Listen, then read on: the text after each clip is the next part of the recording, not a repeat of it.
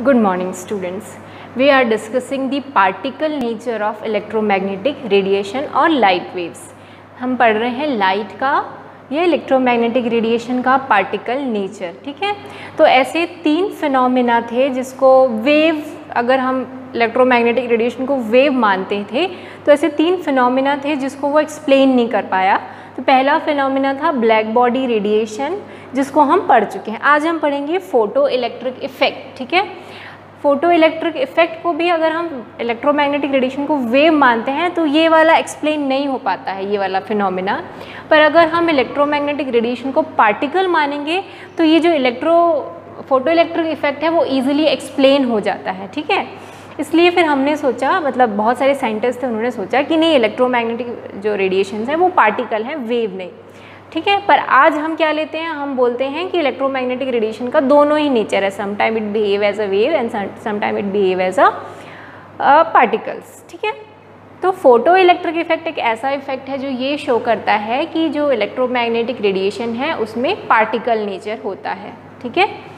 तो photo electric effect होता क्या है, तो इसको जो है एक एच हर्ट्ज़ करके एक साइंटिस्ट थे, बहुत ही फेमस साइंटिस्ट हैं, आपको याद होगा हर्ट्ज़, फ्रीक्वेंसी की यूनिट क्या लिखते हैं हम, हर्ट्ज़। तो ये जो हर्ट्ज़ यूनिट आया है उनके नाम पे ही आया है, हर्ट्ज़, है ना। एक बहुत बड़े साइंटिस्ट हैं, उन्होंने ये एक्सपेरिमेंट किया और उन्होंने ये ऑब्जर्वेशन लिया फोटो इलेक्ट्रिक इफेक्ट का, ठीक है। तो ये क्या होता है फोटो इलेक्ट्रिक इफेक्ट, हम देखते हैं आज, ठीक है। तो क्या होता है, अगर कोई हमारे पास मेटल प्लेट है, उस मेटल प्लेट में अगर कोई एक सर्टेन फ्रीक्वेंसी की लाइट उस पर पड़ती है ना, सर्टेन फ्रीक्वेंसी, कोई एक निश्चित फ्रीक्वेंसी की लाइट उस पर पड़ती है, तो इससे इलेक्ट्रॉन्स क्या होते हैं, इजेक्ट हो जाते हैं। इलेक्ट्रॉन इससे क्या हो जाते हैं, इजेक्ट, निकल जाते हैं, बाहर निकल जाते हैं उस मेटल से, है ना। मेटल्स में इलेक्ट्रॉन होते हैं, तो जब इस पर कोई लाइट पड़ती है, कोई भी एक निश्चित, एक सर्टेन फ्रीक्वेंसी की, एक पर्टिकुलर फ्रीक्वेंसी की ही लाइट जब इस पर पड़ेगी तभी इलेक्ट्रॉन क्या होंगे, रिमूव होंगे। इस पर्टिकुलर फ्रीक्वेंसी को हमने न्यू ज़ीरो से डिनोट किया, जिसको हम बोलते हैं थ्रेशोल्ड फ्रीक्वेंसी, ठीक है। तो उन्होंने क्या किया, इस तरीके से एक एक्सपेरिमेंट सेटअप किया। एक ग्लास ट्यूब है जिसमें उन्होंने एक मेटल का प्लेट लिया, ये मेटल प्लेट है, ठीक है। और इस मेटल प्लेट को इस तरीके से बैटरी से कनेक्ट किया, यहाँ पर एमीटर लगाया, यहाँ एक डिटेक्टर था। ये डिटेक्टर का काम क्या था, इलेक्ट्रॉन्स को डिटेक्ट करना, ठीक है, अपनी तरफ अट्रैक्ट करने का काम था इस डिटेक्टर का। और ये एमीटर ये इसलिए लगाया उसने, देखने के लिए कि भाई इसमें इलेक्ट्रॉन्स का फ्लो हो रहा है कि नहीं, ठीक है। क्योंकि जब भी इलेक्ट्रॉन्स का फ्लो होगा, इलेक्ट्रॉन्स का फ्लो हो रहा है मतलब क्या हो रहा है, वहाँ पर करंट फ्लो हो रहा है ना, क्योंकि flow of electron is what, current. तो करंट को, इसमें करंट फ्लो हो रहा है कि नहीं, ये जानने के लिए उन्होंने क्या लगा दिया, एमीटर लगा दिया, ठीक। फिर उन्होंने क्या किया, यहाँ पर एक लाइट इंसिडेंट किया। तो लाइट इंसिडेंट करने के बाद देखा कि इसमें से इलेक्ट्रॉन्स जो हैं यहाँ से इमिट होने लगे हैं और वो इस तरीके से डिटेक्टर की तरफ अट्रैक्ट होके इस तरीके से क्या करने लगे हैं, इस सर्किट पे घूमने लगे हैं, जिसके कारण से यहाँ पर करंट फ्लो होने लगा है, एमीटर में डिफ्लेक्शन होने लगा है, ठीक है। ये उन्होंने देखा इस एक्सपेरिमेंट से। और उनके तीन ऑब्जर्वेशन थे इस एक्सपेरिमेंट से, ठीक है। पहला ऑब्जर्वेशन ये था कि जैसे ही मेटल पे एक पर्टिकुलर फ्रिक्वेंसी की लाइट पड़ती है, इलेक्ट्रॉन्स इमीडिएटली इजेक्ट हो जाते हैं, वहाँ से मेटल से इजेक्ट होने लगते हैं, ठीक है। जैसे ही एक पर्टिकुलर फ्रिक्वेंसी की लाइट इस मेटल में पड़ती है, इमीडिएटली इलेक्ट्रॉन्स क्या होते हैं, इजेक्ट हो जाते हैं मेटल सरफेस से, ठीक है। दूसरा उन्होंने बोला कि एक पर्टिकुलर फ्रीक्वेंसी की ही लाइट इसमें डालेंगे ना तभी इलेक्ट्रॉन इजेक्ट होगा, अगर उससे हम नीचे की लाइट डालेंगे ना तो इलेक्ट्रॉन इजेक्ट नहीं होगा। क्या मतलब है, जैसे मैं बात करती हूँ पोटेशियम की, सपोज, एक मिनट,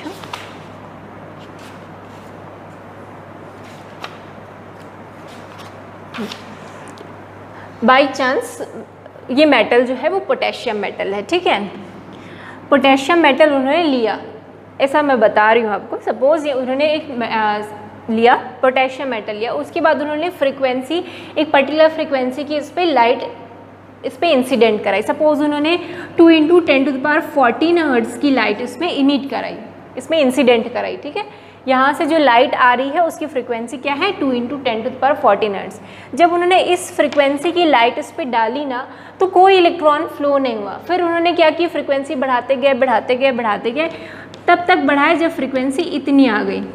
जब फ्रीक्वेंसी लाइट की इतनी थी तब यहाँ से इलेक्ट्रॉन इजेक्ट होने लगे और एमिटर में डिफ्लेक्शन होने लगा। तो यहाँ से उन्होंने एक कंक्लूजन निकाला, ऑब्जर्वेशन था उनका कि एक सर्टेन मिनिमम फ्रीक्वेंसी होती है, अगर उसके नीचे की फ्रीक्वेंसी डालेंगे तो इलेक्ट्रॉन इजेक्ट नहीं होगा। जब उस फ्रीक्वेंसी या उस फ्रीक्वेंसी से अबव की फ्रीक्वेंसी हम डालेंगे इस पर, तभी इलेक्ट्रॉन इजेक्ट होंगे। ठीक है, समझ में आ रहा है क्या बोल रहे हैं कि हर एक मेटल के लिए एक पर्टिकुलर फ्रीक्वेंसी होती है। उस फ्रीक्वेंसी के नीचे की लाइट अगर हम इस पर डालते हैं, इंसिडेंट करवाएंगे इस मेटल पे, तो इलेक्ट्रॉन इजेक्ट नहीं होंगे। पर उस फ्रीक्वेंसी या उस फ्रीक्वेंसी से ऊपर की जब लाइट रेज इस पर पड़ेंगी तभी इलेक्ट्रॉन इजेक्ट होंगे। तो वो सर्टेन मिनिमम उस पर्टिकुलर फ्रीक्वेंसी का उन्होंने नाम दिया थ्रेशोल्ड फ्रीक्वेंसी। क्या नाम दिया उन्होंने इस पर्टिकुलर फ्रीक्वेंसी को? थ्रेशोल्ड फ्रीक्वेंसी, जिसको ν0 से डिनोट करते हैं। किससे डिनोट करते हैं? ν0 से। तो उन्होंने बोला there is for every metal there is a characteristics minimum frequency below which the ejection of electron is not possible. ठीक है, इस फ्रीक्वेंसी के नीचे ejection of electron is not possible from the metal surface. तो इस minimum frequency को threshold frequency बोलते हैं। And the wavelength associated with this frequency उसको बोलते हैं थ्रेशोल्ड वेवलेंथ। ठीक है, और थ्रेशोल्ड वेवलेंथ को हम डिनोट करते हैं लैम्डा 0 से, या लैम्डा नॉट बोल सकते हो आप, 0 को नॉट बोलते हैं। तो v0 and ν0 and lambda naught. समझ में आ गया? थ्रेशोल्ड फ्रीक्वेंसी क्या होती है? वो पर्टिकुलर मिनिमम फ्रीक्वेंसी है below which the ejection of electron from the metal surface is not possible. इसके नीचे जो है, अगर आप इसके नीचे की फ्रीक्वेंसी वाली लाइट इस पर डालते हैं तो इलेक्ट्रॉन इजेक्ट नहीं होगा। ठीक है, तो ये उनका सेकेंड ऑब्जर्वेशन था। और उसने थर्ड ऑब्जर्वेशन बनाया कि जैसे जैसे हम लाइट की फ्रीक्वेंसी बढ़ाते गए, ठीक है, जैसे पहले उन्होंने सपोज पोटेशियम मेटल लिया और इस फ्रीक्वेंसी की जब लाइट डाली तो इलेक्ट्रॉन इजेक्ट होने लगे और यहाँ पर करंट फ्लो होने लगा। ठीक है, जो इसमें करंट फ्लो होता है ना इस इलेक्ट्रॉन की वजह से, उस करंट को बोलते हैं फोटो करंट। ठीक है, अब उन्होंने क्या किया, इस फ्रीक्वेंसी को बढ़ाने लगे, लाइट की जो फ्रीक्वेंसी है उसको बढ़ाने लगे। तो जब लाइट की फ्रीक्वेंसी बढ़ने लगी तो उन्होंने देखा कि जो इलेक्ट्रॉन्स है उनकी काइनेटिक एनर्जी बढ़ने लगी। ठीक है, क्या बोल रहे हैं, जब हम फ्रीक्वेंसी बढ़ा रहे थे लाइट की तो क्या बढ़ रहा था? This is the sign for increment. Okay, जब हम फ्रीक्वेंसी बढ़ा रहे थे लाइट की तो क्या बढ़ने लग गया? काइनेटिक एनर्जी ऑफ इलेक्ट्रॉन, मतलब इलेक्ट्रॉन तेज़ी से मूव करने लगे, इमीडिएटली इजेक्ट करके यहाँ डिटेक्टर के पास पहुँचने लगे, तो उनकी काइनेटिक एनर्जी बढ़ने लगी। काइनेटिक एनर्जी समझते हैं ना, energy which is associated with the moving object. Okay, जो भी मूविंग ऑब्जेक्ट है इट हैज़ सम एनर्जी जिसको हम बोलते हैं काइनेटिक एनर्जी। ओके, तो क्योंकि ये इलेक्ट्रॉन्स मूव कर रहे हैं इस मेटल सरफेस से निकल के कहाँ जा रहे हैं? डिटेक्टर की तरफ, तो दे आर मूविंग, तो उनके में कुछ काइनेटिक एनर्जी है। तो जब हम फ्रीक्वेंसी बढ़ाएंगे तो इनकी काइनेटिक एनर्जी क्या हो जाती है? बढ़ जाती है। बहुत इंपॉर्टेंट टॉपिक है, 1 मार्क क्वेश्चन में आ सकता है ये, कि अगर मेटल सरफेस में लाइट की फ्रीक्वेंसी को बढ़ा दें तो क्या होगा? क्या होगा? इलेक्ट्रॉन्स की काइनेटिक एनर्जी बढ़ जाएगी। तो ये उनका ऑब्जर्वेशन था। ठीक है, उनका लास्ट ऑब्जर्वेशन था कि अगर इस लाइट की इंटेंसिटी बढ़ा दें। अब इंटेंसिटी मतलब क्या होता है भाई? इंटेंसिटी मतलब ब्राइटनेस, है ना, डिम लाइट कर दो या ब्राइट कर दो, समझ रहे हैं? सो अगर हम लाइट की ब्राइटनेस बढ़ा रहे हैं, हम फ्रीक्वेंसी को कांस्टेंट रख रहे हैं, फ्रीक्वेंसी नहीं चेंज हो रही है, नो चेंज इन फ्रीक्वेंसी, हम फ्रीक्वेंसी को उतना ही रख रहे हैं। सपोज हम फ्रीक्वेंसी को रख रहे हैं 6 × 10⁻14 हर्ट्ज़। ठीक है, हम फ्रीक्वेंसी नहीं बढ़ा रहे हैं, लाइट की फ्रीक्वेंसी इतनी ही रख रहे हैं, पर हम क्या बढ़ा रहे हैं? उसकी इंटेंसिटी, मतलब उसकी ब्राइटनेस बढ़ा रहे हैं लाइट की। तो जब हम लाइट की ब्राइटनेस बढ़ाते थे तो उन्होंने देखा कि नंबर ऑफ इलेक्ट्रॉन्स जो यहाँ से इजेक्ट हो रहे थे वो बढ़ गए। सपोज पहले 50 इलेक्ट्रॉन्स इजेक्ट हो रहे थे, तो अब क्या हो गया? At a time 100 electrons eject होने लगे, एक पर सेकेंड सपोज। ठीक है। पहले अगर पर सेकेंड 50 इलेक्ट्रॉन्स इजेक्ट हो रहे थे, तो जब उन्होंने इंटेंसिटी बढ़ाई तो देखा कि अब पर सेकेंड 100 इलेक्ट्रॉन्स क्या होने लगे, वहाँ से इजेक्ट होने लगे। तो इंटेंसिटी बढ़ाने से क्या बढ़ने लगे, नंबर ऑफ इलेक्ट्रॉन्स इजेक्टेड, ये क्या होने लगे, बढ़ने लगे। अब नंबर ऑफ इलेक्ट्रॉन्स बढ़ेंगे तो क्या बढ़ेगा, करंट बढ़ जाएगा, है ना, क्योंकि flow of electron is current. अगर इलेक्ट्रॉन्स बढ़ गए हैं तो करंट भी बढ़ गया, इसका मतलब क्या बढ़ रहा है, फोटो करंट बढ़ रहा है। ठीक है, तो this is also a 1 mark question कि अगर किसी मेटल सरफेस पे जो लाइट पड़ रही है उसमें हम लाइट की इंटेंसिटी को बढ़ा देते हैं तो क्या इंक्रीज होगा, क्या इंक्रीज होगा, number of electrons ejected and photo current, ये दोनों इंक्रीज होगा और इलेक्ट्रॉन्स की काइनेटिक एनर्जी में कोई भी चेंज नहीं होगा। ठीक है, काइनेटिक एनर्जी में नो चेंज। इंटेंसिटी बढ़ाने में क्या क्या चीज़ें चेंज होती है, number of electrons ejected increase होता है, फोटो करंट इंक्रीज होता है, बट काइनेटिक एनर्जी में कोई चेंज नहीं होता। काइनेटिक एनर्जी में अगर चेंज करना है तो हमको क्या करना पड़ेगा, लाइट की फ्रीक्वेंसी को बढ़ानी पड़ेगी। तो ये उनका ऑब्जर्वेशन था, किनका, एच हर्ट्ज का। इस एक्सपेरिमेंट से उन्होंने ये ऑब्जर्वेशन लिए। समझ में आया फोटो इलेक्ट्रिक इफेक्ट क्या होता है। इसमें क्या होगा, कोई रेडिएशन जो है, कोई रेडिएशन या कोई लाइट जो है मेटल सरफेस पे पड़ती है, एक पर्टिकुलर फ्रीक्वेंसी की लाइट जब उस पर पड़ेगी तो इलेक्ट्रॉन जो है वो मेटल सरफेस से बाहर निकल जाते हैं, इजेक्ट हो जाते हैं। इसी फिनोमेना को हम क्या बोलते हैं, फोटो इलेक्ट्रिक इफेक्ट बोलते हैं। और जो इलेक्ट्रॉन इजेक्ट हो रहे हैं उनको बोलते हैं फोटो इलेक्ट्रॉन्स, और जो इन इलेक्ट्रॉन्स की वजह से जो करंट फ्लो हो रहा है उसको बोलते हैं फोटो करेंट्स। ठीक है, यहाँ से जो इलेक्ट्रॉन इजेक्ट हो रहे हैं उनको हम क्या बोलते हैं, फोटो इलेक्ट्रॉन्स, और जो करंट हो रहा है इसमें फ्लो उसको फोटो करंट। और क्या क्या उसके 3 मेजर ऑब्जर्वेशन थे। पहला ऑब्जर्वेशन कि जैसे ही लाइट मेटल पे पड़ती है इमीडिएटली इलेक्ट्रॉन्स इजेक्ट होते हैं। एक मिनिमम पर्टिकुलर फ्रीक्वेंसी की लाइट पड़ती है मेटल पे तभी वो इलेक्ट्रॉन्स इजेक्ट होंगे, उससे नीचे की फ्रीक्वेंसी पे लाइट इजेक्ट नहीं होंगे। तो एक मिनिमम फ्रीक्वेंसी, जैसे पोटेशियम के लिए मिनिमम फ्रीक्वेंसी क्या है, 5 × 10⁻14 हर्ट्ज। आप इस लाइट की फ्रीक्वेंसी या इससे ज़्यादा लाइट की फ्रीक्वेंसी वाली लाइट डालेंगे तभी पोटेशियम से क्या निकलेगा, इलेक्ट्रॉन्स निकलेंगे। ठीक है, फिर उन्होंने उस मिनिमम फ्रीक्वेंसी का नाम दिया थ्रेशोल्ड फ्रीक्वेंसी, और जो वेवलेंथ उससे एसोसिएटेड है that is called threshold wavelength. और इन दोनों में अगर हम रिलेशन देखें तो रिलेशन होता है λ0 = c/μ0, ये उनके बीच का रिलेशनशिप है। ठीक है, उसके बाद उनका आखिरी ऑब्जर्वेशन था कि अगर हम फ्रीक्वेंसी बढ़ाएंगे लाइट की तो जो इलेक्ट्रॉन्स जो इजेक्ट हो रहे हैं उनकी काइनेटिक एनर्जी बढ़ जाएगी, और अगर हम लाइट की इंटेंसिटी बढ़ाएंगे तो नंबर ऑफ इलेक्ट्रॉन इजेक्टेड बढ़ जाएंगे, जिससे there is a increase in the photo current. So these are the observation by H Hertz. ठीक है, ये तो उन्होंने ऑब्जर्वेशन किया, बट ऐसा क्यों हो रहा है, ऐसा क्यों हो रहा है कि फ्रिक्वेंसी बढ़ाने पर काइनेटिक एनर्जी क्यों बढ़ रही है, इंटेंसिटी बढ़ाने पर ये फोटो करंट क्यों बढ़ रहा है, उसका एक्सप्लेनेशन उन्होंने नहीं दिया। ठीक है, अब इसका जो एक्सप्लेनेशन है उसको दिया था एल्बर्ट आइंस्टीन ने, है ना। एल्बर्ट आइंस्टीन का नाम आप बहुत सुने होंगे, is very popular person in physics. उन्होंने बहुत सारी खोज की थी, थ्योरी ऑफ रिलेटिविटी = mc² का जो फॉर्मूला है वो भी उन्होंने बनाया था, बहुत सारी डिस्कवरी की थी उन्होंने, बहुत सारे फॉर्मूला डिराइव किए थे। बट उनको जो नोबेल प्राइज़ मिला है वो इसी वर्क के लिए मिला था।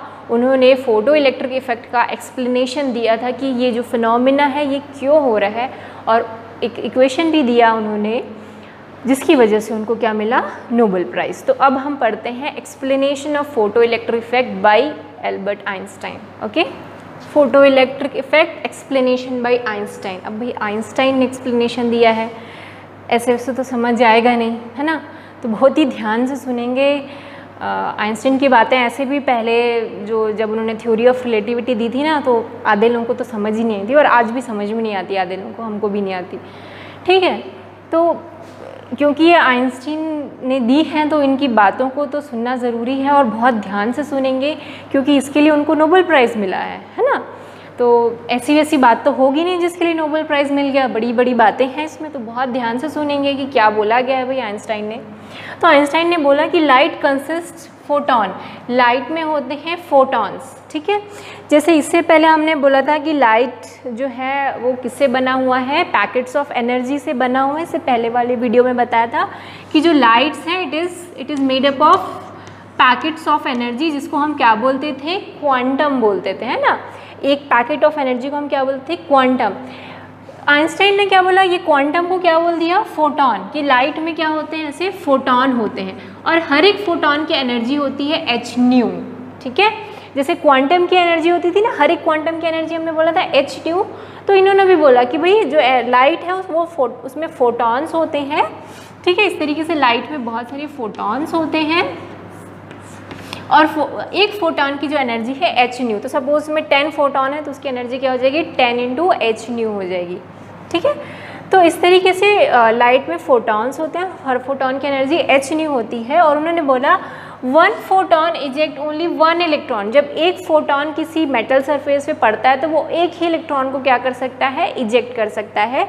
एक्चुअली उन्होंने बोला क्या कि क्या होता है कि जैसे कोई मेटल सरफेस है, ठीक है, ये मेटल सरफेस पे इलेक्ट्रॉन्स हैं, ठीक है।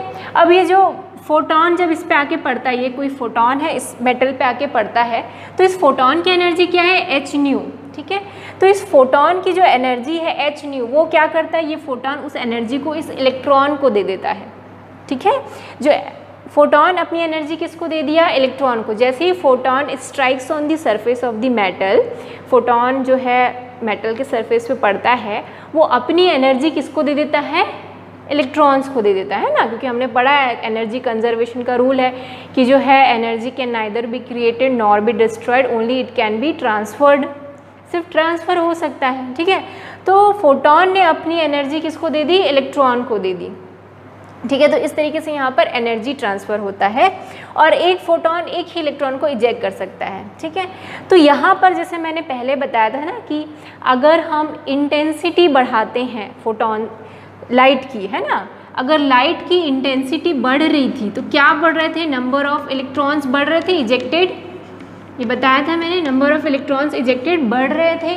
तो यहाँ से उसका एक्सप्लेनेशन मिला कि अगर हम लाइट की इंटेंसिटी बढ़ा रहे हैं तो हम क्या बढ़ा रहे हैं, नंबर ऑफ फोटॉन्स बढ़ा रहे हैं, ठीक है। इंटेंसिटी बढ़ा रहे हैं तो हम क्या बढ़ा रहे हैं, उसमें नंबर ऑफ फोटॉन्स बढ़ा रहे हैं। तो अगर लाइट की इंटेंसिटी बढ़ाएंगे तो ज़्यादा फोटॉन रहेंगे और ज़्यादा फोटॉन रहेंगे तो वो ज़्यादा इलेक्ट्रॉन को निकालेंगे, तो नंबर ऑफ इलेक्ट्रॉन्स बढ़ जाएंगे, इजेक्टेड नंबर ऑफ इलेक्ट्रॉन्स। तो यहाँ से उन्होंने एक्सप्लेनेशन उसका दिया कि क्यों इंटेंसिटी बढ़ाने पर इलेक्ट्रॉन्स, जो इजेक्टेड इलेक्ट्रॉन्स थे, उनकी संख्या क्यों बढ़ रही थी। उसका रीज़न यहाँ से आया क्योंकि एक फोटॉन एक इलेक्ट्रॉन को रिलीज़ करता है। अगर हम इंटेंसिटी बढ़ा रहे हैं तो नंबर ऑफ फोटॉन्स बढ़ा रहे हैं, इसलिए नंबर ऑफ इलेक्ट्रॉन्स इजेक्टेड भी बढ़ जाते हैं, ठीक है। फिर उन्होंने क्या बोला, फिर अगला जो एक्सप्लेनेशन दिया उन्होंने बोला कि बताया था मैंने कि फ्रीक्वेंसी बढ़ाने पे काइनेटिक एनर्जी क्यों बढ़ रही है, ठीक है। तो आप देखो एनर्जी के साथ क्या एसोसिएटेड है, फ्रीक्वेंसी एसोसिएटेड है। तो जितनी ज़्यादा फ्रीक्वेंसी की लाइट उस पर पड़ेगी उस फोटॉन की एनर्जी उतनी ही ज़्यादा होगी, है ना। फोटॉन की एनर्जी होती है h न्यू। अगर आप फ्रीक्वेंसी बढ़ा रहे हो तो क्या बढ़ा रहे हो आप, एनर्जी बढ़ा रहे हो। एनर्जी बढ़ा रहे हो तो एक इलेक्ट्रॉन के पास ज़्यादा एनर्जी जाएगी और ज़्यादा एनर्जी जाएगी तो वो ज़्यादा तेज़ क्या कर सकता है, उस वेलोसिटी से ट्रैवल कर सकता है, ठीक है। तो यहाँ से उसने उस चीज़ का भी एक्सप्लेनेशन दिया कि जो लाइट है उसमें वो फोटॉन से मिलकर बना हुआ है और फोटॉन की एनर्जी होती है h न्यू। तो एनर्जी किस पे डिपेंड कर रही है, फ्रीक्वेंसी पे। तो अगर हम फ्रीक्वेंसी बढ़ा रहे हैं तो ऑब्वियसली जो काइनेटिक एनर्जी है इलेक्ट्रॉन्स की वो भी बढ़ जाएगी। और उसको उन्होंने इस फॉर्मूले से बोला कि किसी भी इलेक्ट्रॉन्स की जो इजेक्टेड इलेक्ट्रॉन्स की जो काइनेटिक एनर्जी है उसको अगर आपको कैलकुलेट करना है तो उसका फॉर्मूला ये होगा, half mv² = h new minus h new zero. New zero क्या है, it is the threshold frequency, ठीक है।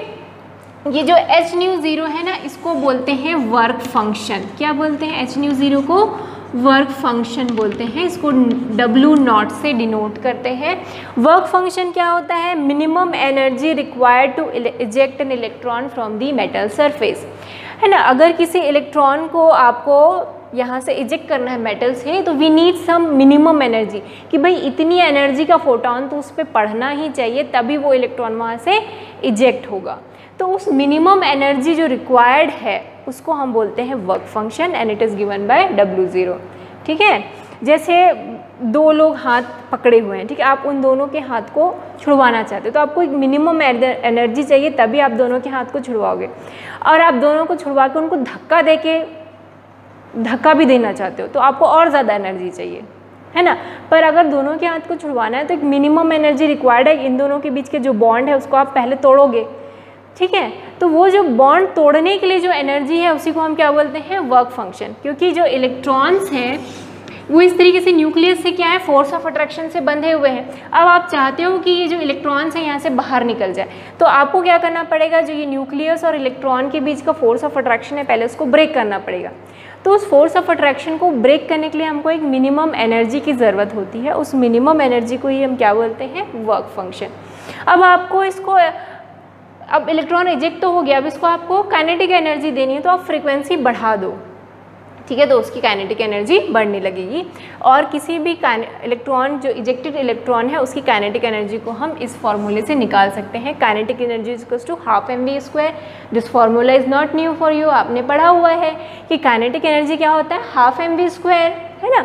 यहाँ ई क्यों लगाए हैं, क्योंकि हम इलेक्ट्रॉन्स की बात कर रहे हैं, तो ये this is the velocity of electron, mass of electron.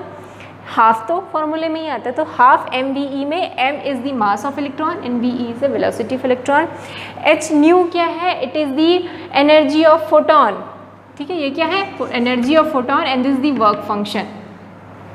तो ये उन्होंने एक्सप्लेन किया कि इलेक्ट्रोमैग्नेटिक वेव जो है वो पार्टिकल की तरह बिहेव करता है, और वो पार्टिकल को उन्होंने क्या नाम दिया, फोटोन नाम दिया, ठीक है। तो ये है आइंस्टीन का एक्सप्लेनेशन, जिसके लिए उनको क्या मिला, नोबेल प्राइज़, ठीक है। अब हम इससे रिलेटेड कुछ न्यूमेरिकल्स अगली क्लास में करेंगे। इसमें कोई डाउट हो तो just let me know, okay, thank you.